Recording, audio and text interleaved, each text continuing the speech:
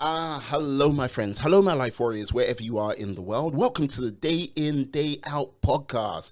Woo! Today on the podcast, on episode 167, I was very fortunate to have, a pleasure to have, in fact, Chris Delaney. He is a hypnotherapist, interview coach, and author. We talked about many things about how he started out from his humble beginnings, where he was earning £1 an hour on one of his first jobs, how he got his lucky break from basically a forklift driving course, and yeah, what sort of helped motivate him to become a coach slash hypnotherapist. A very good person to talk to, a joy to have, and yeah, I look forward to bringing him on many more shows. Anyway, so sit back, enjoy the show. Please remember to subscribe to the podcast, YouTube channel, or wherever good podcasts are found. And yeah, have an awesome day. Yeah, peace. Oh, boom. Hello, my friends. Hello, my life warriors, wherever you are in the world. Welcome to the Day In, Day Out podcast. Woo! Today on episode 167, I am very privileged to have Chris Delaney. He is an interview coach and a hypnotherapist and an author. So if you do cross this man, he knows how to ruin your career, hypnotize you so you think you're a duck, and yeah, many other things, and maybe write a bad book about you. Hey, Chris, how are you today? Yes, I tell you what, I am loving your energy. Your energy is out of the roof, man. It's so good. I love it. Great intro as well. Normally people say really nice things like, so hitting a therapist is going to do this for you. You're like, he's going to trick you. He's going to write a terrible book. I love it. Look, all I've got to say is, look, I'm being nice to you, and I'm not looking at the screen directly. So if I'm like this, I'm like, yeah, yeah. I like, yeah. So don't get me, like, don't be like, hey, I'm not very suggestive. I'm resilient, but still, I have to ask. Look, you are. How long have you been a therapist for? Because look, it's been a healthy chunk of time, to say the Yeah, least. just 1 week. No, I'm joking. I'm joking. So I've been doing like I've been doing like hypnotherapy and coaching for like about 10 years. So I got into like kind of life coaching first, got into like wanting to help people be more confident, get over anxiety. And I thought, what's the best way to do that? I want to be able to click my fingers and cure people within 5 seconds. That was my goal. So that's why I got into hypnotherapy about 10 years ago. Mm. And when people say hypnotherapy, is that like you with a big watch, like flashing it backwards and forwards, and like before they know it, that's like, yes, you are the most confident man in the whole entire universe. If it is, sign me up. But if it's not, please tell us more. Yeah, everyone sort of thinks it's like, dress in a suit, have the watch swinging from left to right. Yeah. Look at the watch, look at the watch. I'm going to do things like make you dance like a chicken. But that often doesn't happen. If you're a stage hypnotist, you tend to do that sort of stuff and make people dance around and they forget the name and stuff like that. But as a hypnotherapist, you're kind of using hypnosis in therapy to help people become more confident. So it's more about getting people to change how they visualize the world or change how their emotions are connected to their mindset. Yeah, like because like this is the thing. I think with regard to hypnotherapy and the sort of 15 to 60 months we've had recently, I think it's a case of a lot of people are going to, I think, need that type of therapy going forward. What have you been finding out there? People's sort of reaction uh, post, like pre-pandemic and like post-pandemic. It's really interesting because I've seen a massive increase in people with like anxiety issues. So at the beginning, people didn't want to work from home because they felt this new environment was going to be scary. But now people don't want to go back to the workplace because they're kind of worried about, I got so comfortable at home, I got my systems, my routine, I got my little setup now. So they're more scared about going in. And the truth is, we kind of get routine, don't we? So when you had to try something new, that's when it becomes a terrible event for you. A bit like the job interview. Most people don't attend a job interview every week or every month. It's like once every 3 to 5 years, or some people once every 20 years. This is the reason why people are terrified of job interviews, because they're just not comfortable at speaking about their skills, their talents, their experiences in front of a group of strangers. Yeah, because you do work with that as well, like helping people, coaching them to get through, like finding a job and everything like this. Which, you know what, from coming from where you started educationally wise, that is like a hell of a jump, wouldn't you say? Yeah, so I'm like a dyslexic loser. When I was in school, I was dyslexic. I couldn't read. I couldn't write. I also had a terrible list, so I really struggled to communicate. And it's interesting now because I wrote books, so I have to read and write a lot. I Mm, speak for a living. I have to, I have to talk to people all the time. Uh, one of the reasons I did hypnotherapy as well is because I had a list. Well, I got speech therapy, so I had better diction. But I yeah. used to talk really fast, like a lot faster than I talk now, and I talk fast already. And so I thought I'll go like a hypnotherapy course because I want to learn the techniques to help my clients Yeah. overcome the phobias, but it'll teach me to slow down my pace and to have better diction on the key words when I'm talking to people. But Yeah. going back to my journey though, like I left school, I had like no qualifications, dyslexic, had a list, and I ended up working like low skill jobs. And I kind of thought my life is going to go nowhere. I'm just going to be in these dead end jobs. I was earning like £1 an hour. My first job was £1 an hour. How crazy is that? Like one before minimum wage, this, I'm in my 40s now, so we didn't have minimum wage when I left school. But £1 an hour, it was crazy. And I just thought I was going to go nowhere. But I did have this passion. Like I just love helping people. I Mm. was the type of kid when I grew up that people used to come and talk to me. All my friends would talk to me about the problems, and I was a great listener. Probably because I didn't want to speak because he had a list. People will talk to me, he won't interrupt me. He'll just sit there quiet. He's embarrassed to talk, that guy with the list. Just But I want, nodding thoughtfully. So, yeah.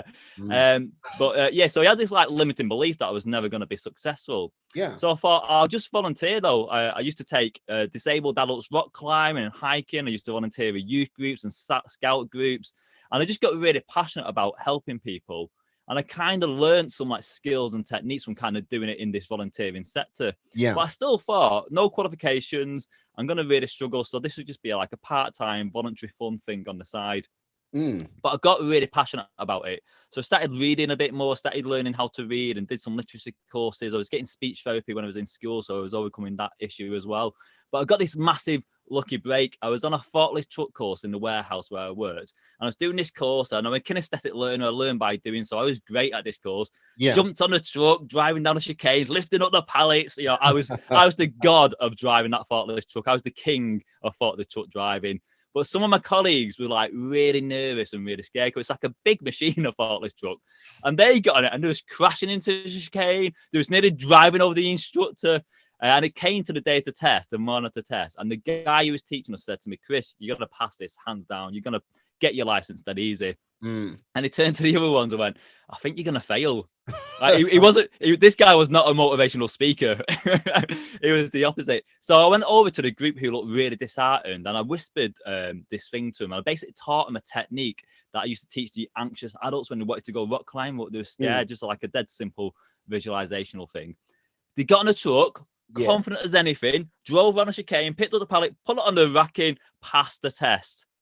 Anyway, a year later, the guy who taught me to drive a forklift truck came to see me in my workplace. And he said, do you remember who I am? I was like, yeah, you're the forklift truck guy, aren't you? He goes, well, I'm the managing director of the organization. Uh-huh. The reason I came down that weekend to teach you to drive the forklift truck is because someone rang in ill. And I thought, we don't want to lose the business. We don't want to ruin your weekend. So I came down and took over. And I always remember you doing the magic whisper to the person who was really struggling. And we talk about this in all our team meetings. We have a team meeting every month. We always talk about the magic whisperer. And it was all about me helping this person, teaching them this technique. And they said, we was always really impressed that you got someone so nervous, so anxious to get on a truck and to drive it. So we want to offer you a job. And Nice. what we want to do is put you on a forklift truck instructor course. It costs £3,000. We want to put you on that course and I'm going to give you a job. And I was like, this is a con. Dude, it's one of those things, isn't it? We got you a job, but you got to give us £3,000 first. I was like, I'm not buying into that, mate. Not a chance. I'm on £1 an hour. I was putting in £1.50 by then, but I was on a rubbish wage. There's no way. I have £30 in my bank account. I eat beans and toast for my tea. That's how poor I am. He goes, no. We will pay for your course. We're going to give you 16 or 17,000 pounds, I think it was, a year. That was going to be my new salary. And we're going to mentor you because we can see something special in you. And Nice. I think success comes down to two things: having passion for something and having luck. Because when you have luck, you take opportunities, don't you? You say yes to a lot more things. That's what luck is. We all get given these opportunities. We all meet these random people that could change our lives, but we often say no. I have this mindset of just saying yes, say yes to things, take the chance, take the opportunity, spread your passion around. And that's what it is. Luck and passion make success. So would you say with this sort of philosophy of saying yes an awful lot, would you say that is like helping you sort of, how can I say, putting you in a realm of discomfort a little bit more, say, than the average person? Yeah, definitely. And it's kind of nice because the first time you say yes to something that you're quite worried about, it's just the worst. Like I remember the first time I got interviewed on a radio station, I was just the most nervous person. That interview must have been just terrible. I was stuttering, I was mumbling, my answers were dead short. But because I said yes to that, and then I said yes to the next one, and I was a little bit more confident, and then I was more confident, the more I said yes. So what you tend to find is that repetition is the master of all skill. I think that's a Tony Robbins quote. The more you do something, the more you say yes, the more easy it becomes. Kind of goes back to the job interviews, isn't it? The reason people are scared of speaking in a job interview because they don't do it. Where if you apply for loads of jobs all the time and went to loads of job interviews, you'd just be more confident naturally. Yeah, I think people should like just go to dummy job interviews on a regular basis, because look, with regards to, I'd say I have to, like, with regards to last year when like just huge swathes of people were like, you have a job, no, you don't have a job, and like trying to sort of get themselves back on their feet and do that whole interview process where they could be outstanding people, as you are the, how can I say, the whisperer. I'm not too sure if that's the magic whisperer. The magic whisperer. Yeah. To help calm people down, find their confidence, and like, yeah, really get that focus on. Could you imagine if you weren't there on that day? What would have happened to that poor person? They would have like failed their like test, and if they were getting paid the same wage as yourself at the time, I don't know how long it would have taken them to save that money to like take that test again. It may have like slowed everything down for their lives, maybe by a good 2 years, maybe longer. Who knows? Yeah. I think as well, just on like a personal level, when you said that, I was thinking, I wonder what would happen if I wasn't there, because that was my lucky break. That kind of, I did that. I ended up being an MVQ assessor and then running employment programs, then getting into careers advice, getting qualified. And in that time, I was like getting better qualifications and an education. And now I kind of like, I wrote books, I got my own business, I go and do like public speaking training sessions. My life is so different, even like where I live and what I do for my hobbies and my confidence level. It all kind of comes back down to that one day. And that all kind of comes back down to that I was passionate about wanting to help people, and then I volunteered. It's weird, isn't it, how you can look back in your life and go, should I change it? Should I have done something different? But you don't really, because all your mistakes, all your errors, all your successes, everything that you've done in the past brings you to this moment. And if you're happy now, then that's great. And if you're not happy now, that's when you need to make a change. Yeah, but like, this is the thing. I don't know if you were consciously aware of, you were sort of preparing for a moment like that, or just like, you know what I mean, you were just going with it. But like, the whole thing is, I'd say to people who are like maybe a little bit more conscious about what direction they want to go in, like a Les Brown story where he talks about, yeah, he wanted to be working in this radio station. And like, basically he was there for a good few months.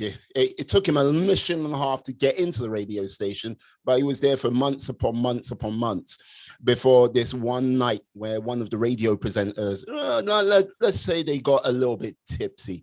And like, he was like, he saw his opportunity with every time this guy lifted his glass, took a drink, and like, he was like, yeah, drink, rock, drink. Drink. And like, basically he had a phone call from like the head of the radio station, goes, yeah, it seems like Rock's a little bit too drunk at this moment in time. Call someone else to like get ready to come in. And it was like, Les Brown was like, okay, yeah, I'll call them. Put down the phone. That's what kept on going, drink, rock, drink. And like, yeah, hour later, calls back again. Did you manage to get anyone? I was like, no. That's like, well, you best go on. So he was like, yeah, he was prepared from a very long time, just for that one opportunity to come forward. And when like Rock sadly didn't make it to the end of the show, he called his girlfriend, he called his mother and went, yeah, I'm going to be on the radio tonight. Listen. But like, But yeah, I think that's something people should try to do. Like, be prepared. If they want to go somewhere in life, be prepared. That opportunity, you never know when it might come. Like Mm, you say, you got lucky, but I would say it was a case of if it didn't happen there, yeah, your energy and the vibe you give off, I think it would have come together at some point. I'm not too sure which yeah. direction it went from there, you know? I agree with Catherine. You kind of, I don't always like using the word goal, but when you kind of have like a goal or a mission, or when you're passionate about something, Mm, you tend to like put effort into that thing that you love doing. So you tend to go to the places where the opportunities are going to be, or the people that are in those networks that you want to be in are. yeah. So, if I wanted to be into music, I'd be going to loads of gigs all the time, but I'd also be going to like loads of radio recording studios, and I'd be going to local radio stations or making my own podcasts and stuff like that. So you kind of put yourself out there, don't you? And then the Mm, opportunities kind of find you and you jump on it. Where when you kind of quite self-conscious of putting yourself out there, you've got no opportunities because you're just stuck in your own little bubble. And you need mm. to get out there. You need to kind of make mistakes and make. Do you know recently as well? This is Uh, a couple of years ago. I was passionate. I'm passionate about the theatre. I love the theatre. My first career goal, by the way, was to be an actor. This oh kid yeah. with a list who used to do like amateur dramatics in school, but I always wanted to do something in the theatre.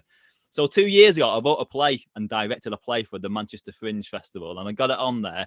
And I sold out both nights, so I was really proud. Most of it was family and friends. I begged Yeah. them to come, that sort of thing. But I was really excited that I put on this play. I've always wanted to do this, a massive ambition.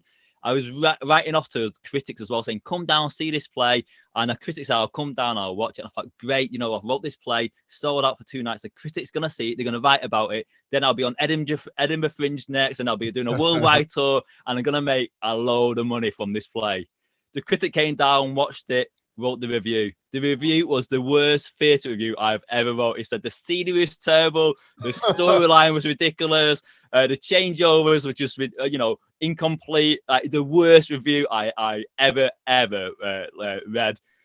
So I got this review. And I thought, oh my god, like, has it been worth spending all these months putting this play together? And it was, because the journey of writing that play, the directing it, some of my friends are actors, and I got them to act in it, so we collaborated together on it. The audience as well did love it because it was a comedy and there was laughing all the time. Just this one person didn't like it, and I thought, that's it in it. This one person, maybe Mm. he had a powerful voice as a critic, but he didn't like it. But the rest of the audience loved it. They was laughing and they was, applauding me afterwards. But the journey, my personal journey for writing and directing that play was massive. So you gotta get out. I'm not bothered about the people criticizing me. Just go out there, have fun, do what you love. Yeah, I am like, how comes you didn't do more plays? Because, like, look, don't get me wrong, look, like speaker, like, yeah, hypnotherapist, coach, author, yeah, you know what I mean? You've done well and everything like this, but yeah, how comes you didn't like sort of like go, oh, the theater is calling, I must go and perform? Yeah, well, I do. So I did that first play, and then I was like, "Oh, should I start writing a second play?" And I had this idea about doing like a play actually based on job interviews. And then COVID came quite soon after that, and I ended up moving my energy into writing the book when I did all the research for the book. So I was first writing a play about job interview, and the idea that the actors would talk to the audience, and the audience would be the interview panel, and it's going to Yeah. be a bit interactive. And then I started doing more research on the job interview process to get some quotes. And then I ended up getting my energy onto the book. But I will be coming back to the play. That I still got that ready. I just had to pick what I focus on for that moment. And it was the book during COVID. But the play, I will be getting back to that. And I got one of my friends who's an actor as well. He keeps saying, "When's this play happening?" Because I said I had a part for him. He's like, "When's the play happening? When's the play happening?" So I got to go back to it. I've got to say, you talk about my energy levels, but come on now, you, sir, have got an enthusiasm, a passion for, like, yeah, a lot of things. Where would you say this passion like comes from? This enthusiasm? Look, come on, you are hyped. Oh, yeah. Cheers, man. Cheers. So I think because like when I was young, I think I was Mm, like this energetic kid and stuff. And then when I became a bit self-conscious, when I was in my teenagers, and I kind of realized, my writing was a problem. I was dyslexic, and mm, I didn't get bullied, but people used to comment on my lisp and stuff like, "What you saying? I can't understand what you're saying." Like, slow down. So I think it made me a little bit more reserved when I was a little bit younger. And when you're reserved, you tend to be shy, you tend to lose confidence. So you know, if I fancied someone, I wouldn't really go talk to him, or I would be really scared of a job interview, as an example. I definitely would not put myself out there. But when I started doing the volunteering stuff and getting those lucky breaks, my mindset changed. I was like, you know, I can be successful. It's just my beliefs that were stopping me. And when my mindset changed, when I believed, you know, I can do these things, I can be successful, my confidence just started growing. And then I'd do something else and achieve that, and do something else and achieve that. And it allowed me to grow to the point where I could fail and it wouldn't knock me back 5 steps. I'd fail and go, okay, what did I learn from that, and move forward. So when I took those bars down, when I got out of that cell, man, my energy came. I was like, I can live life. I'll do things that I enjoy doing. So I told you before that I'm into outdoor stuff. So I found outdoor friends and started talking to them, meeting them. And now we do all these outdoor things. Same with the play. You know, I always had this passion for theatre. So I used to find people who was interested in the theatre, which wasn't my outdoor friends who like hiking and climbing and jumping off mountains. So I had this new group, and then some of them were actors and they talked about plays, and I was always like, I wanted to write a play. So surround yourself by people that are better than you, that are happier than you, that are, you know, do the things that you want to do, and you can get sucked into like their energy and their experiences and take that on. Yeah, like this is the thing. One of the things I've like often I've always sort of fluctuate on this. I sometimes disagree and agree with it at times. They go, when people go, yeah, you know what, you've got to leave some like your friends behind who are holding you back, blah, blah, blah, blah, so you can move on to that next level. There's been times in my life I'm going, yeah, that's right, you've got to leave people behind. But I realize it's like, no. It's a case of there are certain like things you want to do in life. And yes, you've got to attract certain people with regards to that aspect of life. So with your plays, yes, doing the plays, great. Like a friend of yours from school who might be great at, who knows, like bricklaying, is not going to be the person you really need on your team while you're doing a play, or like doing some public speaking gig. But it's a case of you don't need to cut off the people around you. It's just a case of you've got to utilize them in the best sort of team for that particular moment. And when I say utilize them, I don't mean use them like there's no tomorrow. Hey, buddy, come over here. I need a favor. I need another favor. I need another favor. No, it's a case of, yeah, if they can help you with a particular task, help you on that journey, bring them on board, share that journey with them, because as much as you'll grow, they can grow too. That's the way I see it these days. Yeah, do you know what? I think that's such a good message, because if you was like managing a project at work, you'd get consultants in who specialize in different things, wouldn't you? So, and that's what you kind of do with your friends. Like if you're like my theatre friends, I'm always talking to them about the theatre and doing the theatre stuff, and my outdoor friends, you know, that sort of things. But if I got a friend who's feeling, you know, a bit down on the press, then hopefully they come to me, because that's my skill set of making people feel better. And it's not really about like dropping or gaining people. It's about always reflecting your life and thinking like what's making you happy and what's not making you happy, and you kind of use that to make judgment calls all the time. But you should be there to support you. My friend's a plumber, so we've got a plumbing problem, I hire that guy rather than someone like I don't know. You know, it's that sort of thing, isn't it? Or if you know your friend's parents have just passed away, or they just lost a job, you kind of go there and be there for that person, don't you? You can have lots of friends. I got a friend from childhood actually, and we met last week, and we probably not met for a year. And last time we met, we'd not met for a year before that. But as soon as we meet each other, it's like we met, we chatted last week. Our friendship level is just always the same. And we sometimes see each other over, you know, short periods of time, or sometimes it's a long period of time. But if we ever need each other, we're there for each other. If, you know, if he rings me up, I'm on that call for him, or meet him straight away for a coffee. And then when we just meet up as friends, the conversation is just natural. It's never awkward because we're not met for a while. And that's a true friend, really, isn't it? It's someone where it's not awkward, it's not weird. You can meet a little bit, you know, with a longer duration. You're just always there for each other.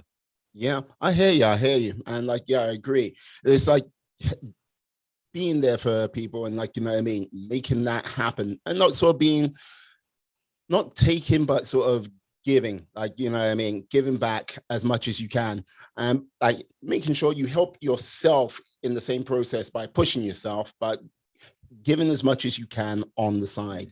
That's the important things, I think. Yeah, I always think like just being intrigued with your friends. So when you see your friend and they're talking about work, be intrigued about what they're talking about. Like, ask loads of questions, pretend like you not pretend, but you become passionate about what they are. Same with strangers and everyone. If you're always intrigued, you'll listen more intently, you'll ask more questions, you'll listen without thinking, because a bit like this interview, you might be talking now and I'll be thinking, oh, I need to say something clever, I need to say something clever. So I'm not actually listening to you, I'm just hearing some words, where I don't do that. I'm actually, as soon as you're talking, I'm like, right, wow, I need to listen to this guy. He's full of energy, he's got wisdom, I need to be zoned in here. But I try and do that with everyone that I meet. Like, if someone's passionate or someone's talking about something, I'll be there in that moment. My attention and intention is on that person. Yeah, I'm not too sure about the wisdom on my part, but that's another story. But yes, but like, it's the thing. Like, one of the things, like, you've mentioned a couple of times, like, you mentioned you volunteered. Like, was that was that just what was the sort of catalyst for you, like, going, you know what, I need to volunteer to do this or do that? Because it's like, okay, it's not what most people would do. And like, when you go, yeah, at the time you're on £1 an hour, ain't not what many people could say, I can afford to do that. And I would highly recommend volunteering for everyone, because just from a career point of view as well, like when I've interviewed people, if they volunteered, I generalize, I think their work ethic is strong, they're reliable, they're hardworking, because if you didn't have those qualities, you'd no way you'd volunteer, would you? If you had no work ethic, you just wouldn't offer your time for free. So I did it for a couple of selfish reasons, as well as wanting to, make a difference in people's lives. I wanted to be in that outdoor scene. And that's one of the reasons why I joined to be a scout leader, because I knew scout leaders would be into outdoor stuff. So part of me wanted to help people, but selfishly, I wanted to meet people who was interested in this new hobby I was creating. Yeah. And actually, I remember as well, like doing the Scouts was one of the first things that I did. And after doing it for a while, I got some funding from the Scout Association to do a mountain leadership training course. And on that course, I met someone who was doing a course because he took the disabled people hiking. So that was my next thing. I met him. He talked about this thing, and I was like, oh, I'm really interested in this. And then he ended up volunteering with them as well. So it's a bit like that networking thing. I was passionate about something, met someone who could then introduce me to other opportunities, and then I took on those other opportunities, and it was really good, the helping the disabled adults. It was I did that as well, like purely because I just wanted to help that group of people. And we used to take kids from 14 to like 24-year-olds on like respite weekends, where we took them away for a weekend, about 10 volunteers and about 12 people with disabilities. So the family who was doing full-time caring could have like a weekend on their own, and their appreciation to have 2 days without having, full-on physical caring, because we did that. It was so nice to come back and feel that appreciation for them. But we obviously loved helping these young people as well. Yeah. Would you say basically becoming a scout leader helped you truly find like the leadership qualities you use today? Yeah, it's so funny as well, because I went down, I kind of wanted to be a helper at the scout group, and it was my nephew's scout group. So I went down, I said, oh, my nephew's coming here. I popped in because I kind of want to just help out. And the guy said to me, it's such interesting timing, because I'm actually just handing him a notice, and we just had a meeting before today saying it's going to close down because there's no one to take over. How would you feel about taking over the scout, like being the scout leader and not the assistant? I was like, whoa, Like, I don't know. You're like, what? Yeah. And that's some other time when I kind of went, oh, that is scary. But I thought, I'll take this on. And their helpers was going to stay in place. So I did end up having like a network of support, people who knew what they was doing, supporting, but they wanted someone to lead it. And I thought, you know what, this is a great opportunity. So I took that on. My test was, I got there, asked them about general help, and went, yeah, we need someone as a leader. You can run the next half an hour of activities. We'll see how you are. If you're good, then you kind of got the job. So like in the moment, I had to just come up with like games activities to this group of like 12 kids. Just looking at you, judging you with their eyes. It's like, yeah. I remember as well when because they did judge me with the eyes, and I thought, like, what can I do? And I was a scout when I was a kid, and I used to love playing crab football, where you're on your hands and your legs. Yeah. So I said, right, everybody, like loads of energy, let's all play crab football. And in my head, all the kids were going to go, yeah. And they all went, oh, I hate that game. And I thought, but I've got to show like leadership here. So you have to be like assertive, like, no, we will play this. It will be fun. Probably the worst way to lead someone is forcing crab football onto him. But again, I just seen an opportunity and took it. Crab football. It's like, what? who are you? It's like, Yeah, it literally was like, who are you? Blake was playing yeah, club yeah. football. I bet your nephew looked at you and was like, hey, okay. He didn't tell anyone that I was his uncle that It's like, day. oh no. I, But it was good though, because you talked about leadership skills, and it definitely taught me about leadership because I was definitely unorganized before becoming a scout leader.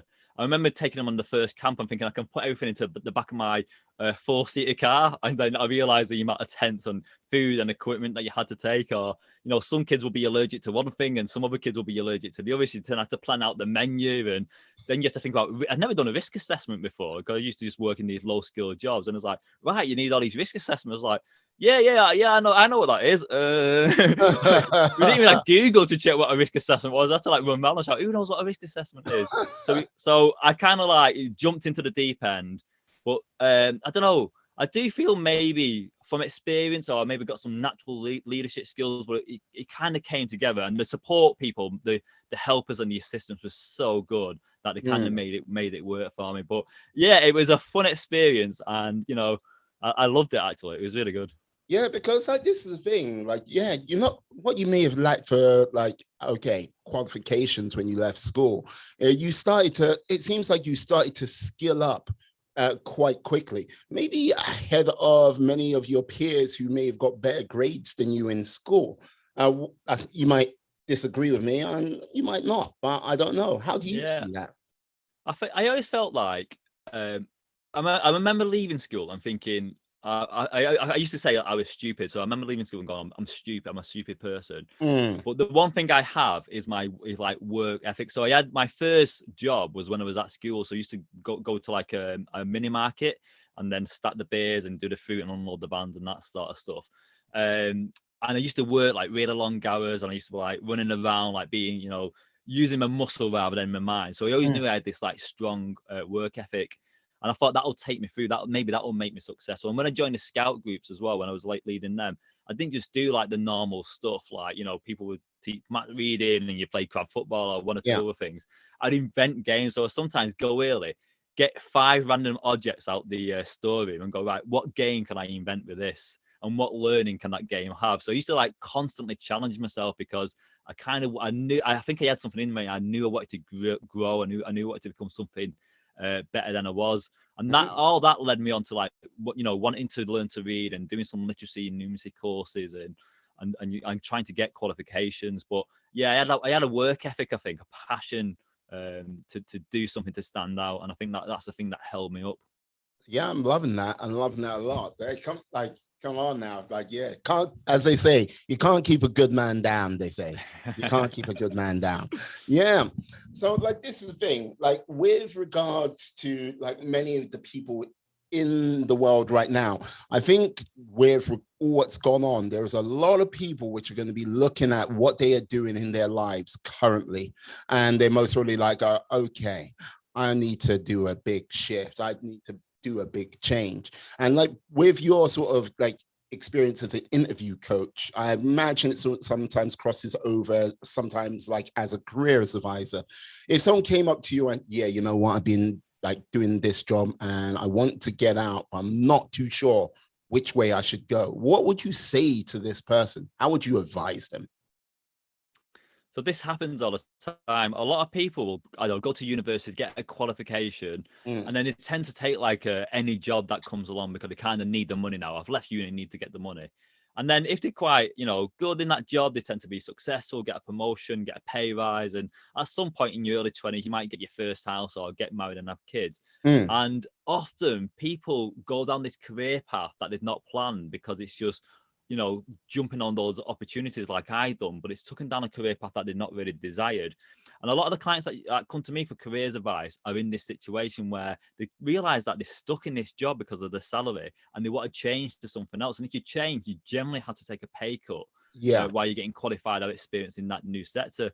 And that's the big question. What you have to ask yourself is, if I stay in this job role where I got finances that pay for 5 holidays, a big car, a big house, and etc., etc., etc., but I'm not that happy in my job, yeah, is that more important than taking a pay cut, maybe having a smaller house or not going on as many holidays, but finding a career that I'm going to be passionate about? mm, And you work in your job a third of your week. don't you? Like you're in there 8 hours a day, Yeah. and we're going to be working till 75 or 80 now, aren't we? That retirement age just keeps going up and up and up. So Well, no, until when you you're drop. till you yeah, definitely. Like your mortgage advisor now don't say like you're going to retire at 60. They ask you when you think you're going to retire. Huh. But imagine being on your deathbed and you look back down your timeline, down your life. What are you going to be most happy about? Are you going to be happy about making that choice where you stay in a job that you don't like, but you get Yeah. some external benefits, or being in a job that you do like and then not having all those external benefits? And it's a very individual choice as well, because sometimes people want the money, people want the identity of the job role that they're in as well, or don't want to risk taking like a new opportunity. So you get comfortable in familiarity, where other people might take that risk and follow the passion. I always think as well, if your job, which often if you don't like it creates stress, if that stress is moving into your personal life, so it's making you, I don't know, argue with your partner as an example, Mm. that's definitely something you should really reflect on, because if you're in love with someone but you're stressed from a job you don't like is affecting that relationship, for me as an individual, that would be a big, that'd help me make my decision. Mm. No, I hear you. I hear you. And like when you say, yeah, spend 1/3 of our lives doing our jobs. Well, it's 1/3 of our time, but it's life, 1/3 of our lives just doing a job. If it comes down to something you hate or dislike, look, I understand if you've got like, I mean, real commitments, like, yeah, you got kids and everything like that. You might go, okay, I need this certain level of economic security to keep them fed and keep them watered and like keep them going. But it's like, I think sometimes we don't actually truly sit down and go, okay, let's count out the pennies. Let's work out what we truly need to keep us going forward. And like they put this overinflated like job title with the inflated wage, and they think that's what I need. And when it goes away or they have to cut back, it might be surprised at how much less they might need than what they've got to make their lives better. Yeah. And then the other alternative to that as well, because Mm. sometimes people love the career, so the job role they love and are passionate about, and it's a thing they studied for at university, but they're not happy, and they think it's a job, but sometimes it's the management style or the company culture that you're in. So you Mm. sometimes need to reflect on what specifically am I not enjoying? Is it the job role, the day-to-day business as usual duties, or is it the way, the values of the organization or their mission, or the way I'm being managed? Just imagine you're very into, like, I don't know, environment as an example, and that's like Okay. one of your values, but you're working for this massive organization, and you know that they don't make environmental decisions. So they make products, but they'll use the cheapest thing, which often, they ruin the environment for. If that don't sit well with you, you're quite likely to be unhappy at some subconscious level. So it's Mm. really good to like analyze and reflect on the specific things that are making you happy and unhappy. Mm. So would you say you're a strong advocate for the pursuit of happiness? Yeah, I am. Yeah, definitely. I always think you should be. I just think the main thing in life is love and happiness, isn't it? It's definitely, and everything else should lead into that. We make our decisions based on pain and pleasure, don't we? We tend to want to achieve a goal because we want the positive outcome. So we want to be rich, we want to be, have a big house, go on holidays. But why do Mm. you want to be rich? Why do you want a big house? Why do you want to go on holiday? Because you want to be happy. Or you're motivated by pain, so you don't want to be unemployed, or you don't want to live on the streets, or you don't want to have no money, or you don't want to support your family.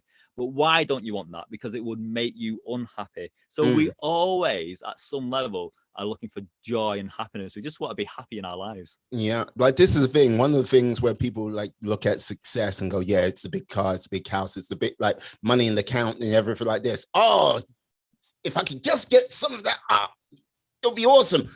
But like the whole thing is because I think everyone these days, especially with social media, TV, like 24-hour like TV and everything like this, is sort of like, how can I say, putting it through a wonky lens. It might not necessarily be the right fit for that individual person, and the pursuit of that might take them away from what might truly make them happy. You remember that TV show, The Good Life? Yes, I used to love that. Yeah. Yeah, like where they were basically just living off the land and stuff like that. Yeah, there are some people who are basically geared for that type of good life model. So it's like, and Yeah. like while they're trying to chase down that Rolls Royce, that big house, it's like, yeah, You are going completely the wrong way, where you might want to be on a farm, like Yeah. chasing down ducks, geese, and whatever, and planting, and yeah, just living off the land. But Yeah. they don't Well, actually see it. it's dead interesting as well, because the good life is about these two people who I think they was financially successful through their banking Yes. career, and then, like you said, went back to this basic life. But we often get trapped into our life decisions because we don't see them coming at us. So there's an episode in The Good Life where they end up like making this, I can't remember what it was now, but some plant pots, or they end up making something like veg bags or something like that, and they sold them to a couple of friends, and then some more people wanted it, so they then went out and made some more of these products, and it kind of spread. And before long, they kind of had like a bit of a production line, and they'd gone away from this like basic life, living off their food that they were growing for themselves, to creating this business. And at the end, they realized what they'd done, that they kind of got back into this mindset that they've been trying to get away from for years and years and years. And at one point, they stopped and went, "We can't do this anymore," because it came on without them realizing. At some level, they knew that they wasn't happy with this new lifestyle that was growing up around them, so they stopped and then went back to the good life. Yeah, nah, mental. That's like, it's always waiting to trap you. You might not see Yeah. it, but it's always waiting there in the shadows. It's like before you know it, taken down. Yeah, definitely, it's hidden away. Stress is the same thing. You often don't be happy one day and up, very stressed the next day, or very unhappy the next day. It builds on you, so you might I don't know, going back to the career, when you might be in work in a job that you love, and Yeah. because you're good at that, you get a pay rise and a promotion, but it's a little bit more stressful. But because you're good at that particular job, or you get more projects, which creates more stress or more responsibility. And these things can build and build, or maybe the values of the organization change, or your senior manager team have different perspectives, and this stress builds and builds and builds until you got the weight of the world on your shoulders, but you never realize how it got there. So it sneaks on you, some of this stuff, and that's why I'm an advocate of reflecting all the time. Every so often, you sit down and go like, what's going on in my life? Like, what am I happy with? What's upsetting me? What's making me excited? What's boring me? And sometimes nothing, I just need to carry on doing what I'm doing. It's good. But other times I kind of go, yeah, that thing actually, that does stress me out a little bit. Kind of change that. So reflection's a very good tool for development. Yeah, like I see when people like reflection as, okay, you've got, like, if you've got a map, like in the military, like you've got a map and you've got checkpoints. These checkpoints are just to make sure you're on course for wherever your final destination is. And I think many people don't have these checkpoints in their lives, so they'll go out like on the pursuit of whatever might it be. It could be something like success, doing this job, going somewhere, going on holiday. But while they're going through the motions, and yeah, you're going through the grind. And when you're in the grind, you know what I mean, all things can sometimes drop away and you can get distracted. But rather than have that checkpoint to like go, wait a second, I'm veering off left when I need to go more right. We don't have that. And it's one of those things which is a very sort of hard practice to put into place, because we get caught up in the moment of what we're doing, rather than sort of like going, wait a second, I'm doing that, but I need to stop and go, am I going the right direction or am I not? Yeah, definitely. I think as well, if you kind of looking at your map and you're looking at the checkpoint and you're going to the wrong thing, you have choices then. I can go back to the last checkpoint that I know and then, reorientate me from there. Or I can cut across this field and try and take a shortcut to that checkpoint. Or I can follow the map and use this long path to get to the destination that I'm going from. And that's part in it. Life is about choices. It's filled with choices all the time. Some choices we make at a subconscious level, but there's lots of conscious choices that we make. And having checkpoints in your life and reflecting, it don't mean you have to go back or go forward. You might even decide to get a new destination and go off on a different map or something like that. But having these checkpoints allow you to reflect and make that choice. Yeah, no, indeed. So with this, like, what was that? How can I put it? You are a person which has done many of things and like gone way past the sort of limitations of some of the things which people would have put down on you. Like, I imagine there was a teacher or so like, yeah, you know what, that £1 an hour job, well done. You've hit the pinnacle of who you're going to be now. And like, this is the thing with like dyslexia, like writing a play, but not just writing a book, but writing 3 books. How did you get around to going, okay, you know what? I'm a little bit bored. I seem to have a little bit of time on my hands. Let me write a book. How did that come about?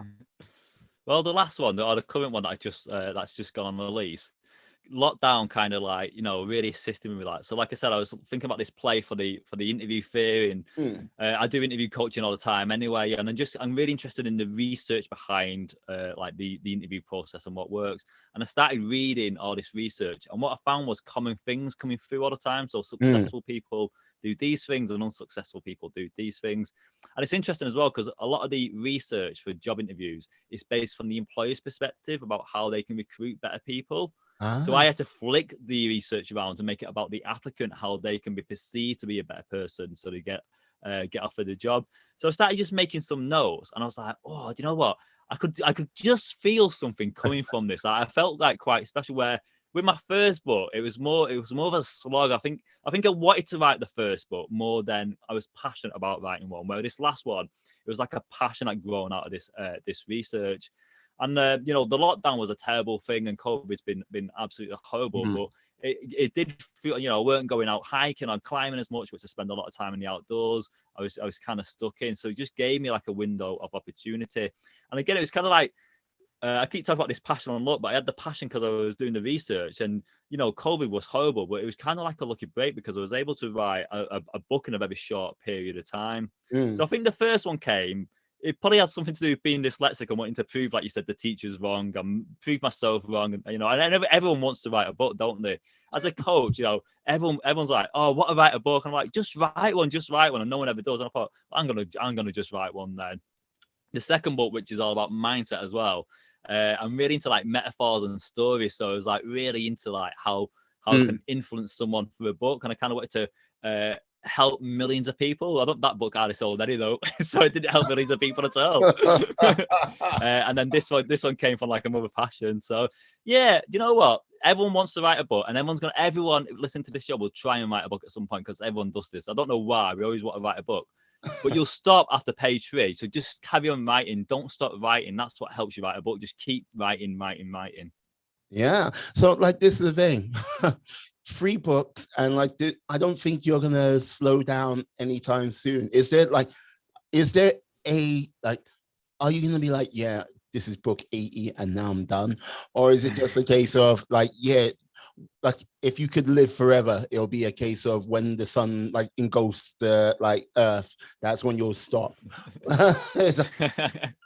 Well, yeah, I like I said, like I don't set out to write stuff. I don't set out to do these things. I just at some point I get excited about a new venture, a new opportunity, and I just grab that. So I never thought I was going to write this third book, and then it's just come. And because I wrote 3 now, I do kind of want to write more, but I'll only write something if I find something that I'm interested in. And I do think I like helping people. So I don't think I'd ever write like a non-fiction book. My book's always about helping, giving people advice. But then part of me thinks, should I just write a non-fiction? Because I got like a weird imagination and I got these random stories. So maybe we should just do it. A new challenge, eh? Maybe you're the thing that's got in 10 years, I'll be on another radio station saying, what made you do that book about? Well, I was on this podcast. Yeah. Yeah, I was on yeah. Miwa, yes, the world famous podcaster. Yeah. Yes. Yeah, I was on his podcast and he talked me into it. How? It's like he said he wanted 10% though, which time immemorial. And he still gets his 10% well. Yeah. But yeah, I think you just got to go for things. Like you're gonna make mistakes. You're gonna get people saying they don't like what you do, whatever it is. But just do it. Just have fun and enjoy the process. Like this is the thing. Very true. I agree with that wholeheartedly. Like this, like the energy you supply, then like the knowledge you have. Have you thought about putting it out there? Not out there on other mediums, either like say, Facebook, YouTube, TikTok, whatever it might be with the social medias. Have you ever thought about doing that? Yeah, so like I actually wrote a course for the book, And I put it on Eventbrite about a month ago. So I had like the lesson plans wrote out, and I just left it on there. And I thought, it was just like a random thing. I put it on there, left it on there, had the lesson plan wrote out. I thought, I won't promote it. Maybe I'll do something with it. Went on the other day, like got over 100 people booked on. So, and it's next week now. So I got like, just a random thing I put out there, and then it's just got popular. People need support and advice, and I got support and advice to give to people. And that's like a free thing I just put out there for people just to access for free. So yeah, a great technique, by the way, if you do something, use that one thing to make other things. So my book is now an online course on Udemy. It's a free course on Eventbrite. I'll be doing, once COVID's over, I'll be doing face-to-face stuff. The research I use when I'm doing my coaching, also it's a book. I write blog posts based on that as well. One thing, lots of research ideas and effort, then makes other things. And you can do that with anything. If you're, an athlete, and you train your body to be a runner, you can then use that same skill set, one, to talk about running, or two, to get into like a different sport, or three, to write a book about that particular discipline. You don't need to create loads of stuff. You can create one thing and make that work for you in different ways, which is what financial investors do, innit? They get your money and they just put it into different pots to help it make more money, get the compound interest from that, and then invest that into more money. So your money works for you, or the money you make works for you. And that's what I kind of do, compound interest in my life. So basically, your compound interesting effort. Yeah. Like the skills I learned as a scout leader, 20 or 25 years ago, whatever that was. Some of those techniques that I didn't realize what they were, because I was naturally doing some of this stuff, I do now when I got a phobic client. So that visualization technique that I use with the kids, I realized that was a phobic removal technique, and I just learned how to do it better. So when I got hypnotherapy clients now, we've got a lifelong fear of spiders. It's a very similar technique that I was doing 25 years ago. Sorry, spiders. Were you looking? Are you scared of spiders? Because I've got a great technique that I can do with you right now live to help you reduce that fear. Like, hey, look, put it this way, look, as long as I got my trusty vacuum cleaner at my side, I will not be defeated by no spider. In the UK. Like further afield, no. I tell you this one story about I was working back in the day, in summer of '94. I was over in America as a camp counselor in a camp called Camp High Road. And I was having a cheeky nap because all of had junior high campers, and they were all just at the girls' tent. And Meredith, my partner, my co-counselor, had all of the kids. So I was having a quick 5-10 minutes snooze, in temperatures vastly hotter than what we've got in the UK today. Had these sort of wax covered beds. So if you rolled off of it, it was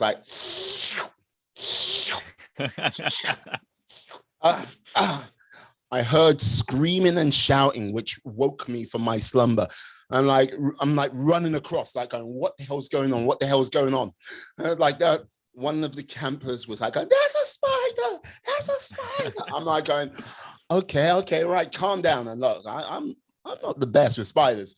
And it was this thing called a wolf spider. Wolf spiders can be around about yay big to yay big. And this one was a little one. And I was okay, right, look. I was get out. I was okay, yeah, right. So I'm there with a rather large cup and a chessboard, and so I'm going forward towards this spider, trying to have my bravest face on me. And then all of a sudden, all the boys in my cabin were flanking me. That's every time I took a step forward, they took a step forward. Every time I took a step back, they took a step back.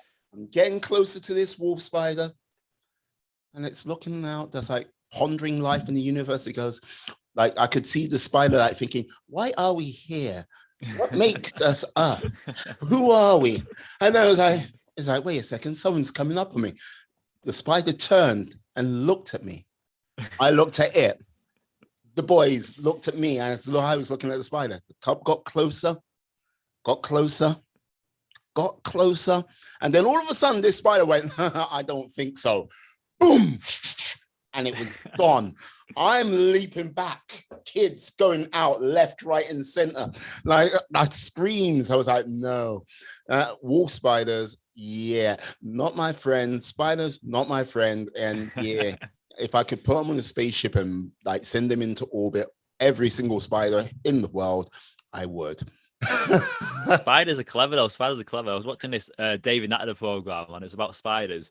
And there's a spider that makes a web on the canopy of the forest, on the floor of the forest. Yeah.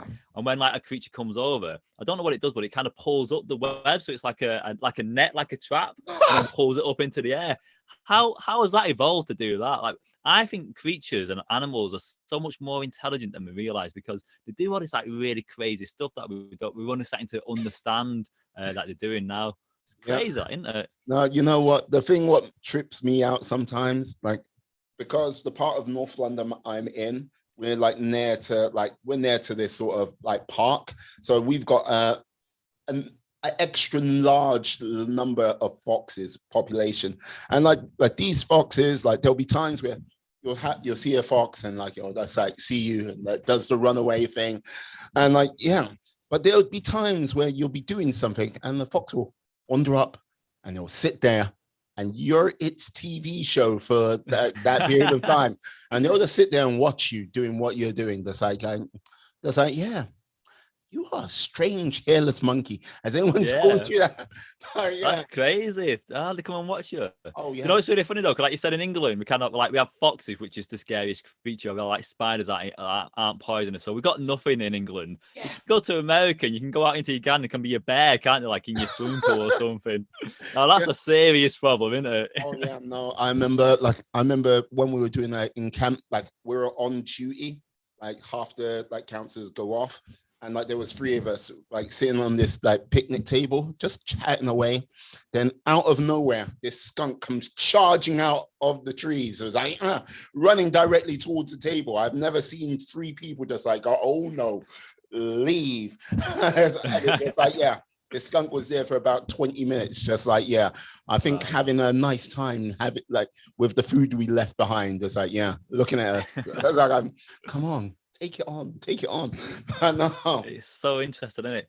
Yeah. But like with the hypnotherapy stuff, I did like a lot of research into phobias, and we all know that we're scared of, like most people are scared of spiders. Yeah. And the research shows us that we have that. If we got a parent who's scared of a spider, then you're more likely to be scared of that spider in your DNA as well. So if your parent's scared of it, your DNA is going to be like wired, so you're going to be more likely to be scared of it. But you also need observational learning. So when you see your parent being scared of it, then that fires this DNA to make you scared of it as well. Compared to someone being scared of driving, as an example, that's not in our DNA makeup. But stuff like spiders it's like ancestral. Well, I've got to say, most of it must be in my father's DNA, because my mother, like, yeah, if she saw a spider, that's like, yeah, that's like, give me that newspaper. Just, there you go. It's like, yeah, no fear at all. But yeah, okay. I'm curious. Like, okay, look, you've done the books, you're doing the speaking gigs. You are a hypnotherapist. You are a trainer of people to get work. What is there any sort of other avenues you might explore along the way?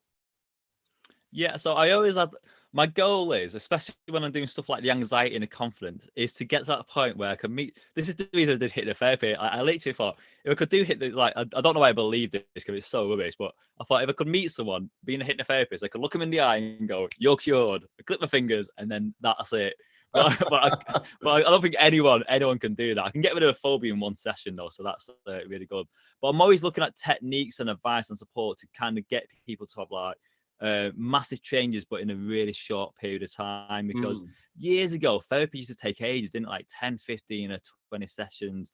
And you know, for some stuff, some very deep-rooted stuff, you do need that support. But for being scared of a spider, you should be able to get over that straight away. To pass a job interview where you're literally just talking about your own experience, you should be able to have a changing mindset in a very short period of time, so you're more confident, so you can express yourself well. So I'm always researching to find out what are the better techniques? How can I improve my delivery style? How can I make people more motivated to take action? What you often do, by the way, as a therapist, is you don't really do a lot. You try and get someone so motivated to take action that you can just suggest something to go, yes, I want that now. Yeah, you're a dangerous person to have around, I can tell. It's like, what I'm going to do now at the end of this story, say that you're going to send me a check for £5,000 and you'll do it and you won't even realize you've done it. Wait. Yes. Did you say £5,000? I should go back to my old boss that used to pay me £1 an hour and do that. Yeah, well, I think you should. Just like, hey, boss, hey, look into the eyes. Yeah, you're under. What you're going to do is send me a check for £5,000 with a nice box of Ferrero Rochers. Don't ask why. Just I like them.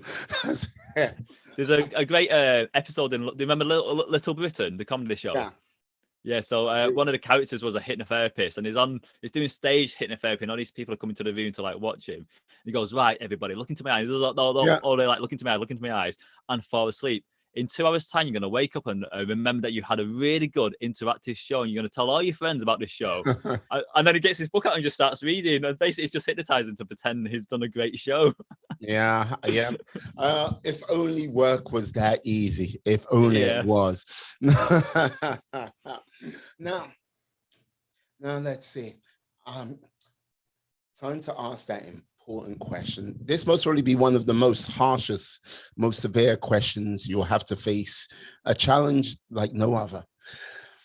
You are aware of like the Muppet characters, Ivo and Sesame Street, and yeah. Okay. Now, if you could take a film and replace the whole cast with Muppets, except one human being, one human actor, which film would that be? Do you know what? My favorite film in the world is, because I love Christmas and I love them. I do love the Muppets. Is the Muppets Christmas Carol? No, you can't have that. No. I knew you were gonna let me. I knew you were gonna let me have that. It's been done. It's like no. Yeah. But that's definitely my favorite film. But what I will do though is replace the cast of The Matrix with Muppets. Okay, like this is the thing. So Mr. Smith could be the what's he called? The guy in the bin, the cookie monster who pops out the bin. That could be Mr. Smith. You'll have Oscar the Grouch as Mr. Okay, right? Yeah. Okay, yeah. Who else would you replace? Who would be? Does it have to be Muppets though? Because I actually think it'd be better to replace them with the Mr. Men series. So you got like Mr. Tickle, Mr. Square. I think actually this is a great idea. You could make some you could have like a really good comedy show doing this, couldn't you? Where you replace films but with Muppets and Mr. Men characters. This is such a good idea. This would make an amazing YouTube video channel, actually, wouldn't it? So yeah, Mr. Tiggle in The Matrix. Okay, yeah, okay. That'd be good. Who would Mr. Tiggle play in The Matrix? Mr. Tiggle. It's got to be Neo, hasn't it? It's got to be Neo. Or maybe the Oracle. Maybe it should be the Oracle. Because her hand reaches everywhere, doesn't it, really? Like the hidden thing about the Oracle is she's got her influences everywhere, and that could be the metaphor of the big hands. Or maybe Big Bird for Superman. That'd be quite a good one as well, wouldn't it? Or is that too easily connected? Sure. Is it a bird? Is it a plane? Yes, it is a bird. Yeah, it's a bird. Yeah, that'd be so good. Is it a bird? No, it is a bird. It's a big yellow bird. Yeah. He's not really flying. He's just running down the street. Oh, God, love it. You got a twisted mind. I like it. I like it a lot. Now, one of the things I would say, like, I think you should think about doing a podcast or something like that on a sort of like weekly basis. Like, you know what I mean? Because your energy is good. Like you've got, how can I say, you've got a little bit of a zany character and attitude about you. Mr. Tiggle, that's all I've got to say. Yeah. That could be the name of the podcast, The Tickle Show. I'm not too sure what type of viewers you might be getting for that. I'll rethink that one. Like, hey, wait a second. Would that be something you might consider in the future if you're not doing that already? which I don't believe. Yeah, do you know, I'm not doing that already, but I would love to actually. Like, because I got a new book out. I've been doing loads of these and radio shows and stuff, and I kind of like just become. I've not really done that many before until this last year. And I've been like, oh, it's really fun. I did some for the Fringe Festival play that I did, but yeah, I've been really enjoying it actually, and having the chats with people and stuff. So it's definitely something I would consider actually. And I just bought as well. I used to have like a really bad setup, so we had quite a poor internet thing. I used to have the dodgy headphones where you could hear. It was like Darth Vader, like, "Hi, my name's Chris." We're now got like a proper like podcast mic. I got a Rode mic. And better like internet, so I kind of got the equipment now, so maybe this should be my next thing, because I do love chatting to people and I kind of like, you know, being a bit random and stuff. So yeah, maybe quite a good idea actually. I think you should. Now, I've got to say, you have been a delight having you on the show today. Been an absolute pleasure. And I've got like, look, I'm gonna get you back on again. I'm not too sure how. I'm not like, this is the thing. I have even held back from sort of teasing on football fronts and stuff like that. I left it alone. I was like, it's part of me, just deep down was like, go on, do it. No. I was waiting for that. I was like, where's it going to come from? No, but I'm going to leave it for now. And I say for now because, yes, you will be coming back at some point. I'm not too sure when, but yes, indeed. Yeah, I'd love to. I'm loving that. Can you tell the lovely people out there how they can find you, how they can get you on those interwebs? Yes, so my website is employmentking.co.uk, which has got everything you need to know about passing job interviews. My book, which is What is Your Interview Identity, is on every bookshop, but Amazon is the most famous one.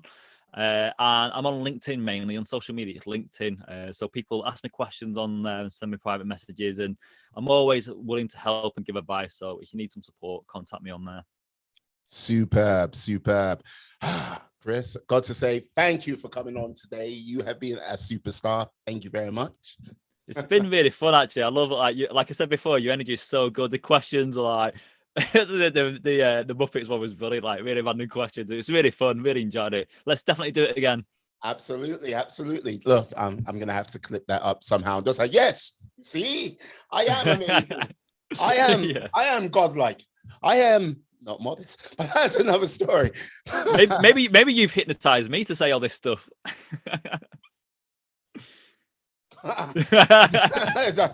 Okay, maybe he's on to me a little bit too quickly. Okay. But on that note, I say thank you to you, Chris, and I'd like to say thank you to you, my friends, my life warriors, who are still with us at this point. No hypnotism has been committed on this. That's the disclaimer I'm putting forward for that. Let me just say, stay safe, stay well, be awesome, be excellent, be fantastic, be all the positive bees you can be in this world, and then some. Thank you very much, guys. Yes, peace. And we are